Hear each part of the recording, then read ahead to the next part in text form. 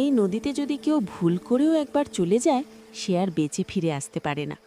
লোকেরা বলে এই নদীতে থাকে এক ভয়ঙ্কর জিন, যে মানুষের প্রাণ কেড়ে নেয়। একদিন গভীর রাতে ছোট্ট মিনা নদীর পাড়ে এসে বসে।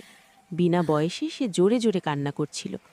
হঠাৎ তার কান্নার আওয়াজ শুনে সামনে হাজির হয় সেই ভয়ঙ্কর জিন। মিনা কিছুটা ভয় পেয়ে যায়। জিনটি শান্ত গলায় বলে, কি হয়েছে মেয়ে, তুমি এত জোরে কাঁদছো কেন?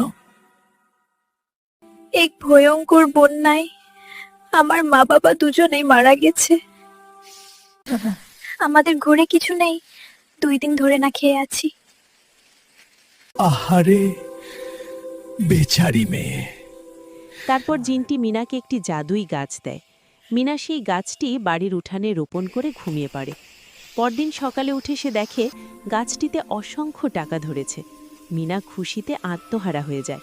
তো বন্ধুরা, এই জিনটির সুন্দর ব্যবহারের জন্য একটি লাইক আর এমন গল্প পেতে চ্যানেলটি সাবস্ক্রাইব করে দাও।